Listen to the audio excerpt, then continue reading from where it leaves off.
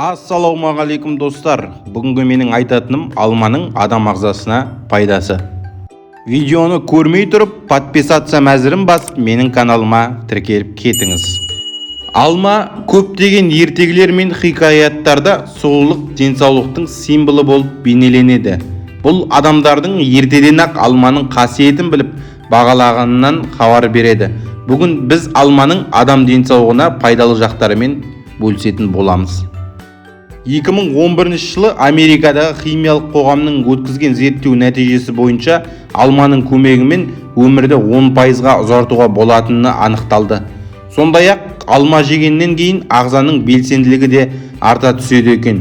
Бұл зерттеу жануарларға қолданылғанмен нәтижесі адам ағзасына да қатысты деп саналды. Массачусетс штатының университеті жүргізген зерттеу нәтижесі бойынша алма мидағы нейротрансмиттер ацетилхолиннің санын көбейтеді. Ол мидың жаңа құрылымдарды құрып өзгертуге көмектесетін нейропластикалық модуляцияның қызметін іске қосады. Мидағы ацетилхолиннің артуы есте сақтау қабілетінің жақсаруына әсер етіп, Альцгеймер ауруының алдын алады екен. Инфаркт, инсульт қаупін азайтады. Әдетте инсульт, инфаркт, артериосклероз аурулары LDL холестеринінің көп болуынан туындайды. Ал алма ол холестерин санын 23%-ға азайталды. LDL холестеринді азайтатын арнайы дәрі-дәрмек 18-50%-ға дейін төмендетсе, өзге зиянды ауруға апарып соғуы мүмкін. Ал алма мұндай артық ауруларға төтеп береді. Ісік ауруларының алдын алады.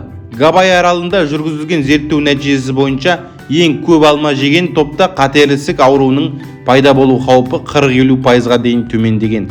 Алманың құрамындағы антиоксиданттар адам ағзасындағы өкпе ісігінің пайда болуына әсер ететін үдерістерге бөгет болады. Құрметті достар, ауырып ем іздегенше ауырмайтын жол іздейік. Менің сіз үшін дайындаған видеом ұнаса, лайк басып, комментарий жазуды ұмытпаңыз. Және де менің каналыма тіркеліп кетіңіз.